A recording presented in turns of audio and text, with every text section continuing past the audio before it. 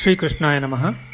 ಕೃಷ್ಣಂ ನಾರಾಯಣಂ ವಂದೇ, ಕೃಷ್ಣಂ ವಂದೇ ವ್ರಜಪ್ರಿಯಂ, ಕೃಷ್ಣಂ ದ್ವೈಪಾಯನಂ ವಂದೇ, ಕೃಷ್ಣಂ ವಂದೇ ಪೃಥಾಸುತಂ, ವಂದೇ ಶ್ರೀಕೃಷ್ಣದೇವಂ ಮುರನರಕಬಿದಂ ವೇದ ವೇದಾಂತವೇದ್ಯಂ, ಲೋಕೆ ಭಕ್ತಿಪ್ರಸಿದ್ಧಂ ಯದುಕುಲಜಲದೌ ಪ್ರಾದುರಾಸೀದಪಾರೆ, ಯಸ್ಯಾಸೀದ್ರೂಪಮೇವಂ ತ್ರಿಭುವನತರಣೆ ಭಕ್ತಿವಚ್ಚಸ್ವತಂತ್ರಂ, ಶಾಸ್ತ್ರಂ ರೂಪಂಚ ಲೋಕೆ ಪ್ರಕಟಯತಿ ಮುದಾ ಯಸ್ಸನೋ ಭೂತಿಹೇತುಃ. ವಸುದೇವಸುತಂ ದೇವಂ ಕಂಸಚಾಣೂರಮರ್ದನಂ, ದೇವಕೀ ಪರಮಾನಂದಂ ಕೃಷ್ಣಂ ವಂದೇ ಜಗದ್ಗುರುಂ. ಪ್ರಿಯ ಬಾಂಧವರೇ, ನಮ್ಮ ಈ ಶ್ರೀ ಲಾಲಿಕೃಷ್ಣ ಚಾನಲ್ಗೆ ಸ್ವಾಗತ. ಇಂದಿನ ವಿಡಿಯೋದಲ್ಲಿ ನಾವು ಶ್ರೀಮದ್ ಭಾಗವತ ಮಹಾಪುರಾಣದ 10ನೆಯ ಸ್ಕಂದದ 78ನೆಯ ಅಧ್ಯಾಯವಾದ ದಂತವಕ್ತ್ರ ವಿಧೂರತರ ಸಂಹಾರ, ತೀರ್ಥಯಾತ್ರೆಯಲ್ಲಿ ಬಲರಾಮನಿಂದ ಸೂತ ಪುರಾಣಿಕರ ವಧೆಯ ವಿಚಾರ ಮಾಡೋಣ. ಶ್ರೀಕೃಷ್ಣಾಯ ನಮಃ. ಶ್ರೀ ಶುಕಮಹಾಮುನಿಗಳು ಹೇಳುತ್ತಾರೆ, ಪರೀಕ್ಷಿತನೇ, ಶಿಶುಪಾಲ, ಶಾಲ್ವ, ಪೌಂಡ್ರಕ ಮೊದಲಾದವರು ಪರಲೋಕವನ್ನು ಸೇರಿದುದರಿಂದ ಅವರ ಮಿತ್ರಋಣವನ್ನು ತೀರಿಸಬೇಕೆಂದು ದುರ್ಮತಿಯಾದ ದಂತವಕ್ತ್ರನು ಒಬ್ಬಂಟಿಗನಾಗಿ ಕಾಲ್ನಡಿಗೆಯಿಂದ ಯುದ್ಧಭೂಮಿಗೆ ಆಗಮಿಸಿದನು. ಆಗ ಮಹಾಶಕ್ತಿಶಾಲಿಯಾದ ಅವನು ಅತ್ಯಂತ ಕ್ರುದ್ಧನಾಗಿ ಗದೆಯನ್ನೆತ್ತಿಕೊಂಡು ಗಡುಸಾದ ಹೆಜ್ಜೆಗಳಿಂದ ಭೂಮಿಯನ್ನು ನಡುಗಿಸುತ್ತಾ ಬರುತ್ತಿರುವುದನ್ನು ಜನರು ನೋಡಿದರು. ಹೀಗೆ ತನ್ನೆಡೆಗೆ ಬರುತ್ತಿರುವ ದಂತವಕ್ತ್ರನನ್ನು ನೋಡಿ ಭಗವಾನ್ ಶ್ರೀಕೃಷ್ಣನು ಶೀಘ್ರವಾಗಿ ಗದೆಯನ್ನೆತ್ತಿಕೊಂಡು ರಥದಿಂದ ಧುಮುಕಿ ಸಮುದ್ರದ ಅಲೆಗಳನ್ನು ತೀರವು ತಡೆದು ನಿಲ್ಲಿಸುವಂತೆ ಅವನನ್ನು ತಡೆದು ನಿಲ್ಲಿಸಿದನು. ಶ್ರೀಕೃಷ್ಣನು ಎದುರಿಗೆ ನಿಂತಿರುವುದನ್ನು ನೋಡಿ ದುರ್ಮದನಾದ ಕರುಷ ನರೇಶನಾದ ದಂತವಕ್ತ್ರನು ಗದೆಯನ್ನು ಮೇಲೆತ್ತಿಕೊಂಡು ಶ್ರೀಕೃಷ್ಣನಿಗೆ ಹೇಳಿದನು, ಇಂದು ನೀನು ಸೌಭಾಗ್ಯವಶದಿಂದ ನನ್ನ ಕಣ್ಣಿಗೆ ಬಿದ್ದಿರುವೆ. ಕೃಷ್ಣ, ನೀನು ನನ್ನ ಮಾವನ ಮಗನೇ ಆಗಿರುವೆ. ಆದ್ದರಿಂದ ನಿನ್ನನ್ನು ಕೊಲ್ಲಬಾರದು. ಆದರೆ ಅಂದು ನೀನು ನನ್ನ ಮಿತ್ರನನ್ನು ಕೊಂದು ಹಾಕಿದೆ. ಮತ್ತೆ ಇಂದು ನನ್ನನ್ನು ಕೊಲ್ಲಲೆಳೆಸುವೆ. ಅದಕ್ಕಾಗಿ ಎಲೆ ಮೂರ್ಖನೇ, ಈಗ ನಾನು ನಿನ್ನನ್ನು ನನ್ನ ವಜ್ರಕರ್ಕಶವಾದ ಗದೆಯಿಂದ ಸಂಹರಿಸಿ ಬಿಡುತ್ತೇನೆ. ಮಂದಮತಿಯೇ, ಹಾಗೆ ನೋಡಿದರೆ ನೀನು ನನಗೆ ಸಂಬಂಧಿಯೇ ಆಗಿರುವೆ. ಆದರೆ ಶರೀರದಲ್ಲಿ ಇರುವ ಯಾವುದಾದರೂ ರೋಗದಂತೆ ನೀನು ಶತ್ರುವೇ ಆಗಿರುವೆ. ನಾನು ನನ್ನ ಮಿತ್ರರನ್ನು ತುಂಬ ಪ್ರೀತಿಸುತ್ತೇನೆ. ಅವರ ಋಣ ನನ್ನ ಮೇಲಿದೆ. ಈಗ ನಿನ್ನನ್ನು ಕೊಂದು ಅದನ್ನು ತೀರಿಸಿಕೊಳ್ಳುವೆ. ಮಾವುತನು ಅಂಕುಶದಿಂದ ತಿವಿದು ಆನೆಯನ್ನು ಕೆರಳಿಸುವಂತೆ ದಂತವಕ್ತ್ರನು ತನ್ನ ಕಠೋರವಾದ ಮಾತುಗಳಿಂದ ಶ್ರೀಕೃಷ್ಣನನ್ನು ಕೆಣಕಿದನು. ಹಾಗೂ ವೇಗವಾಗಿ ಅವನ ತಲೆಯ ಮೇಲೆ ಗದೆಯಿಂದ ಹೊಡೆದು ಸಿಂಹದಂತೆ ಗರ್ಜಿಸಿದನು. ರಣರಂಗದಲ್ಲಿ ಗದೆಯ ಏಟನ್ನು ತಿಂದರೂ ಭಗವಾನ್ ಶ್ರೀಕೃಷ್ಣನು ಹಿಂದಕ್ಕೆ ಸರಿಯದೆ ಸ್ಥಿರವಾಗಿ ನಿಂತು ತನ್ನ ಅತ್ಯಂತ ಭಾರವಾಗಿದ್ದ ಕೌಮೋದಕಿ ಗದೆಯಿಂದ ದಂತವಕ್ತ್ರನ ವಕ್ಷಸ್ಥಳದಲ್ಲಿ ರಭಸದಿಂದ ಪ್ರಹರಿಸಿದನು. ಗದಾಘಾತದಿಂದ ದಂತವಕ್ತ್ರನ ಎದೆಯೊಡೆದು ರಕ್ತವನ್ನು ಕಾರತೊಡಗಿದನು. ಕೂದಲುಗಳು ಕೆದರಿ ಹೋಯಿತು. ಬಾಹುಗಳನ್ನು ಚಾಚಿ ಗತಪ್ರಾಣನಾಗಿ ಅವನು ಭೂಮಿಗೊರಗಿದನು. ಪರೀಕ್ಷಿತನೇ, ಶಿಶುಪಾಲನ ವಧೆಯ ಸಮಯದಲ್ಲಿ ಆದಂತೆಯೇ ಗತಪ್ರಾಣನಾದ ದಂತವಕ್ತ್ರನ ಶರೀರದಿಂದ ಅತ್ಯಂತ ಸೂಕ್ಷ್ಮವಾದ ಜ್ಯೋತಿಯೊಂದು ಹೊರಬಂದು ಎಲ್ಲರೂ ನೋಡುತ್ತಿರುವಂತೆಯೇ ಅದು ವಿಚಿತ್ರ ರೀತಿಯಿಂದ ಭಗವಾನ್ ಶ್ರೀಕೃಷ್ಣನಲ್ಲಿ ಸೇರಿ ಹೋಯಿತು. ವಿಧೂರತನೆಂಬುವನು ದಂತವಕ್ತ್ರನ ತಮ್ಮನು. ಅವನು ಅಣ್ಣನ ಮರಣದಿಂದಾಗಿ ಅತ್ಯಂತ ಶೋಕಾಕುಲನಾಗಿದ್ದನು. ಈಗವನು ಬಹಳ ಕ್ರುದ್ಧನಾಗಿ ದೀರ್ಘವಾಗಿ ನಿಟ್ಟುಸಿರು ಬಿಡುತ್ತಾ ಕೈಯಲ್ಲಿ ಕತ್ತಿ ಗುರಾಣಿಗಳನ್ನು ಹಿಡಿದು ಶ್ರೀಕೃಷ್ಣನನ್ನು ಕೊಂದು ಹಾಕುವುದಕ್ಕಾಗಿ ಬಂದನು. ರಾಜೇಂದ್ರನೇ, ಅವನು ತನ್ನ ಮೇಲೆ ಪ್ರಹಾರ ಮಾಡಲು ಬಯಸುತ್ತಿರುವುದನ್ನು ನೋಡಿದ ಭಗವಾನ್ ಶ್ರೀಕೃಷ್ಣನು ಕತ್ತಿಯಂತೆ ಹರಿತವಾದ ಅಂಚುಗಳುಳ್ಳ ಚಕ್ರಾಯುಧದಿಂದ ಕಿರೀಟ ಕುಂಡಲಗಳ ಸಹಿತ ಅವನ ತಲೆಯನ್ನು ಕತ್ತರಿಸಿ ಹಾಕಿದನು. ಈ ಪ್ರಕಾರವಾಗಿ ಶ್ರೀಕೃಷ್ಣನು ಇತರರಿಂದ ಎದುರಿಸಲು ಅಸಾಧ್ಯರಾದ ಶಾಲ್ವನನ್ನು, ಅವನ ಸೌಭ ವಿಮಾನವನ್ನು, ದಂತವಕ್ತ್ರನನ್ನು, ವಿಧೂರಥನನ್ನು ಸಂಹರಿಸಿ ದ್ವಾರಕಾಪಟ್ಟಣವನ್ನು ಪ್ರವೇಶಿಸಿದನು. ಆ ಸಮಯದಲ್ಲಿ ದೇವತೆಗಳು, ಮನುಷ್ಯರು ಅವನನ್ನು ಸ್ತುತಿಸುತ್ತಿದ್ದರು.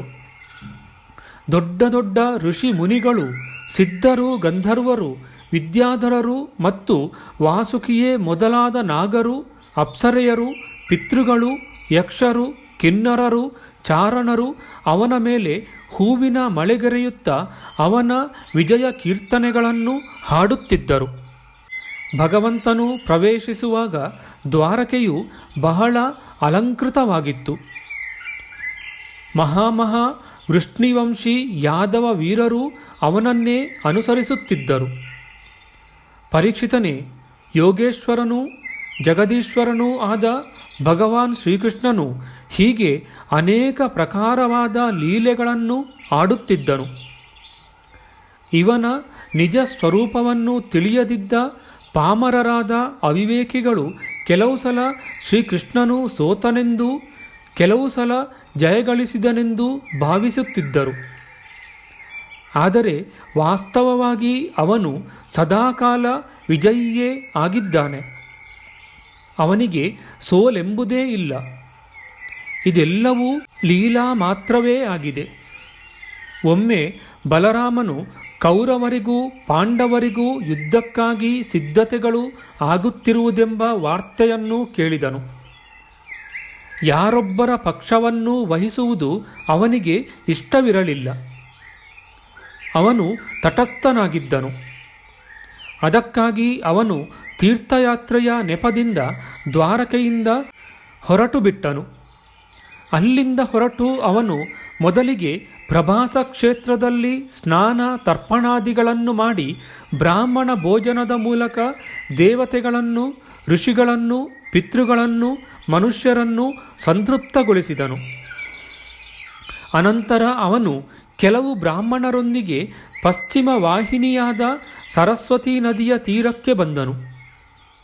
ಅಲ್ಲಿ ಸ್ನಾನಾದಿಗಳನ್ನು ಮುಗಿಸಿಕೊಂಡು ಕ್ರಮವಾಗಿ ಪೃಥೂದಕ, ಬಿಂದುಸರ, ತ್ರಿತಕೂಪ, ಸುದರ್ಶನ ತೀರ್ಥ, ವಿಶಾಲ ತೀರ್ಥ, ಬ್ರಹ್ಮತೀರ್ಥ, ಚಕ್ರತೀರ್ಥ ಮತ್ತು ಪೂರ್ವವಾಹಿನಿಯಾದ ಸರಸ್ವತಿ ಮುಂತಾದ ತೀರ್ಥಗಳಿಗೆ ಹೋದನು.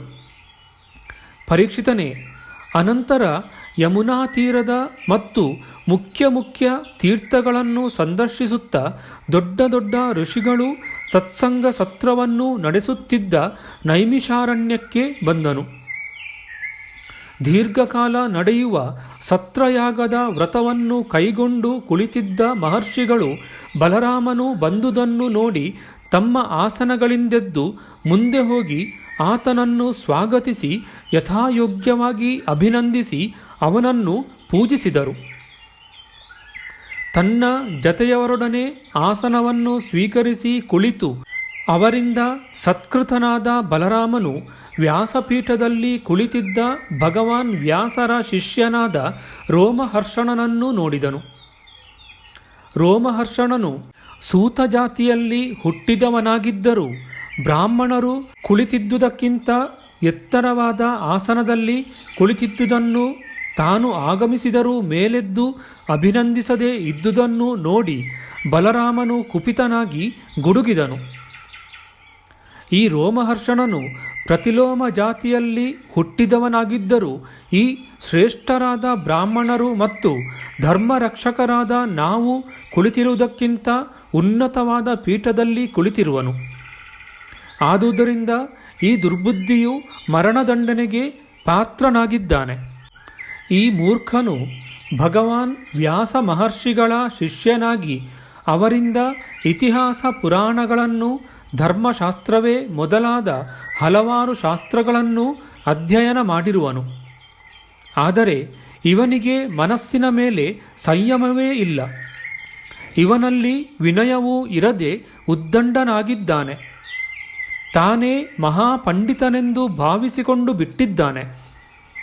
ನಟನಾದವನ ಎಲ್ಲ ಚೇಷ್ಟೆಗಳೂ ಅಭಿನಯ ಮಾತ್ರವಾಗಿರುವಂತೆ ಇವನ ಅಧ್ಯಯನವೆಲ್ಲವೂ ಕೇವಲ ತೋರಿಕೆಗೆ ಮಾತ್ರವಾಗಿದೆ. ಇದರಿಂದ ಇವನಿಗಾಗಲಿ ಇತರರಿಗಾಗಲಿ ಯಾವ ಪ್ರಯೋಜನವೂ ಇಲ್ಲ. ಧರ್ಮದ ಲಾಂಛನಗಳನ್ನು ಧರಿಸಿಕೊಂಡು ಧರ್ಮವನ್ನು ಪಾಲಿಸದಿರುವವರು ಹೆಚ್ಚು ಪಾಪಿಗಳಾಗಿದ್ದಾರೆ.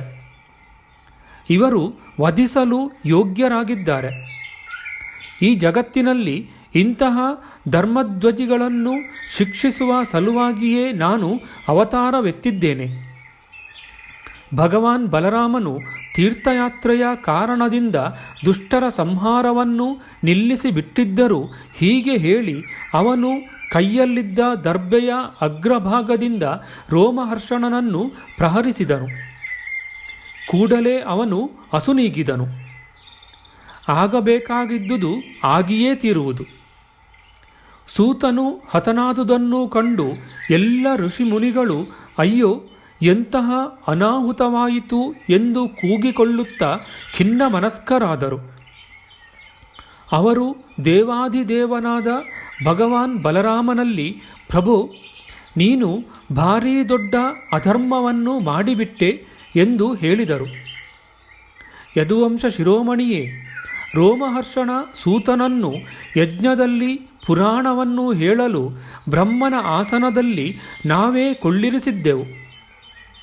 ನಾವು ಪ್ರಾರಂಭಿಸಿದ ಸತ್ರಯಾಗವು ಮುಗಿಯುವವರೆಗೆ ಈತನಿಗೆ ಶಾರೀರಿಕ ಕಷ್ಟಗಳಿಂದ ರಹಿತವಾದ ಆಯುಸ್ಸನ್ನು ಕೊಟ್ಟಿದ್ದೆವು. ಈ ವಿಷಯವನ್ನು ತಿಳಿಯದ ನೀನು ಬ್ರಹ್ಮಹತ್ಯೆಗೆ ಸಮಾನವಾದ ಕಾರ್ಯವನ್ನು ಮಾಡಿಬಿಟ್ಟಿರುವೆ. ಯೋಗೇಶ್ವರನಾದ ನಿನ್ನ ಮೇಲೆ ವೇದಗಳು ಕೂಡ ವಿಧಿ ನಿಷೇಧಗಳನ್ನು ಹೇರಲಾರವು ಎಂಬುದನ್ನು ನಾವು ಅರಿತಿದ್ದೇವೆ. ಲೋಕವನ್ನು ಪವಿತ್ರಗೊಳಿಸುವ ಸಲುವಾಗಿಯೇ ನಿನ್ನ ಅವತಾರವಾಗಿದೆ. ಆದರೂ ನಮ್ಮದೊಂದು ಪ್ರಾರ್ಥನೆಯಿದೆ. ಯಾರ ಪ್ರೇರಣೆಯೂ ಇಲ್ಲದೆ ಸ್ವೇಚ್ಛೆಯಿಂದಲೇ ನೀನು ಬ್ರಹ್ಮಹತ್ಯಾ ದೋಷಕ್ಕೆ ಪ್ರಾಯಶ್ಚಿತ್ತವನ್ನು ಮಾಡಿಕೊಂಡರೆ ಇದರಿಂದ ಜನರಿಗೆ ದೊಡ್ಡ ಪಾಠ ಸಿಗಬಹುದು. ಭಗವಾನ್ ಬಲರಾಮನು ಹೇಳುತ್ತಾನೆ, ನಾನು ಲೋಕ ಶಿಕ್ಷಣಕ್ಕಾಗಿ ಮತ್ತು ಲೋಕಾನುಗ್ರಹಕ್ಕಾಗಿ ಬ್ರಹ್ಮಹತ್ಯಾ ಪಾಪಕ್ಕೆ ಪ್ರಾಯಶ್ಚಿತ್ತವನ್ನು ಮಾಡಿಕೊಳ್ಳುತ್ತೇನೆ. ಆದುದರಿಂದ ಪ್ರಥಮ ಶ್ರೇಣಿಯ ಪ್ರಾಯಶ್ಚಿತ್ತದ ವಿಧಿವಿಧಾನಗಳನ್ನು ನೀವು ನನಗೆ ಹೇಳಿರಿ. ಈ ರೋಮಹರ್ಷಣನಿಗೆ ನೀವು ಕೊಡಲು ಬಯಸಿದ ದೀರ್ಘಾಯುಷ್ಯವನ್ನು, ಶರೀರ ಬಲವನ್ನು, ಇಂದ್ರಿಯ ಶಕ್ತಿಯನ್ನು ನನಗೆ ಹೇಳಿರಿ. ನನ್ನ ಯೋಗ ಮಾಯೆಯಿಂದ ಅವೆಲ್ಲವನ್ನೂ ಸಾಧಿಸಿಕೊಡುತ್ತೇನೆ. ಋಷಿಗಳು ಹೇಳಿದರು, ಬಲರಾಮನೇ, ನಿನ್ನ ಅಸ್ತ್ರ ಪರಾಕ್ರಮ ಮತ್ತು ಇವನ ಮೃತ್ಯುವು ವ್ಯರ್ಥವಾಗಬಾರದು. ನಾವು ಇವನಿಗೆ ಕೊಟ್ಟ ವರದಾನವು ಸತ್ಯವಾಗಬೇಕು. ನಿನ್ನ ಯೋಗ ಮಾಯೆಯಿಂದ ಇದನ್ನು ಸಾಧಿಸಿಕೊಡು ಪ್ರಭುವೆ. ಭಗವಾನ್ ಬಲರಾಮನು ಹೇಳಿದನು, ಋಷಿಗಳಿರ, ತಾನೇ ಅಂದರೆ ಆತ್ಮನು ಪುತ್ರನ ರೂಪದಲ್ಲಿ ಹುಟ್ಟುವನೆಂದು ವೇದವು ಹೇಳುತ್ತದೆ. ಅದಕ್ಕಾಗಿ ರೋಮಹರ್ಷಣನ ಸ್ಥಾನದಲ್ಲಿ ಅವನ ಮಗನು ನಿಮಗೆ ಪುರಾಣ ಕಥೆಗಳನ್ನು ಹೇಳುವನು. ಅವನಿಗೆ ನಾನು ನನ್ನ ಶಕ್ತಿಯಿಂದ ದೀರ್ಘಾಯುಸ್ಸು, ಇಂದ್ರಿಯ ಪಟುತ್ವ ಮತ್ತು ಬಲವನ್ನು ಕರುಣಿಸುತ್ತೇನೆ. ಮಹರ್ಷಿಗಳೇ, ಇದಲ್ಲದೆ ಇನ್ನೇನು ನೀವುಗಳು ಬಯಸುವಿರೋ ಅದನ್ನು ಹೇಳಿರಿ. ನಾನು ನಿಮ್ಮಗಳ ಇಚ್ಛೆಯನ್ನು ಪೂರ್ಣಗೊಳಿಸುವೆನು.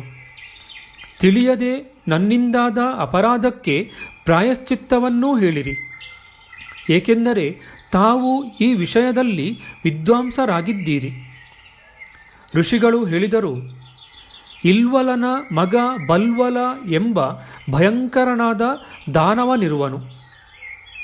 ಅವನು ಪ್ರತಿಯೊಂದು ಪರ್ವಗಳಲ್ಲಿಯೂ, ಅಂದರೆ ಅಮಾವಾಸ್ಯೆ ಮತ್ತು ಪೌರ್ಣಿಮೆಗೆ ಇಲ್ಲಿಗೆ ಬಂದು ನಮ್ಮ ಸತ್ರವನ್ನು ಕೆಡಿಸುತ್ತಾನೆ. ಯದುನಂದನನೇ, ಅವನು ಇಲ್ಲಿಗೆ ಬಂದು ಕೀವು, ರಕ್ತ, ಅಮೇಧ್ಯ, ಮೂತ್ರ, ಮದ್ಯ, ಮಾಂಸ ಇವುಗಳನ್ನು ಯಜ್ಞ ವೇದಿಕೆಯಲ್ಲಿ ಸುರಿಯುತ್ತಾನೆ. ನೀನು ಆ ಪಾಪಿಯನ್ನು ಸಂಹರಿಸಿದರೆ ನಮ್ಮಗಳ ದೊಡ್ಡ ಸೇವೆ ಮಾಡಿದಂತಾಗುವುದು. ಅನಂತರ ನೀನು ಏಕಾಗ್ರ ಮನಸ್ಸಿನಿಂದ ತೀರ್ಥಗಳಲ್ಲಿ ಸ್ನಾನ ಮಾಡುತ್ತಾ 12 ತಿಂಗಳವರೆಗೆ ಭಾರತ ವರ್ಷವನ್ನು ಸಂಚರಿಸು. ಇದರಿಂದ ನಿನ್ನ ಶುದ್ಧಿಯಾಗುವುದು. ಇತಿ ಶ್ರೀಮದ್ಭಾಗವತೆ ಮಹಾಪುರಾಣೆ ಪಾರಮಹಂಸ್ಯಾಂ ಸಂಹಿತಾಯಾಂ ದಶಮಸ್ಕಂದೇ ಉತ್ತರಾರ್ಧೆ ಬಲದೇವಚರಿತ್ರೆ ಬಲ್ವಲವಧೋಪಕ್ರಮೋ ನಾಮ ಅಷ್ಟಸಪ್ತತಿತಮೋಧ್ಯಾಯ.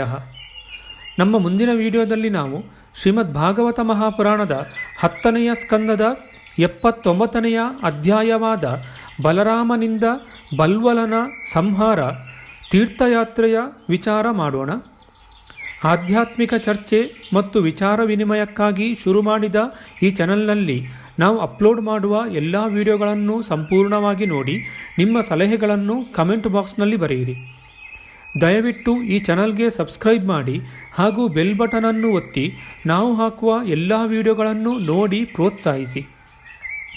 ಕೃಷ್ಣಂ ನಾರಾಯಣಂ ವಂದೇ ಕೃಷ್ಣಂ ವಂದೇ ವ್ರಜಪ್ರಿಯಂ ಕೃಷ್ಣಂ ದ್ವೈಪಾಯನಂ ವಂದೇ ಕೃಷ್ಣಂ ವಂದೇ ಪೃಥಾಸುತಂ. ಶ್ರೀಕೃಷ್ಣಾಯ ನಮಃ.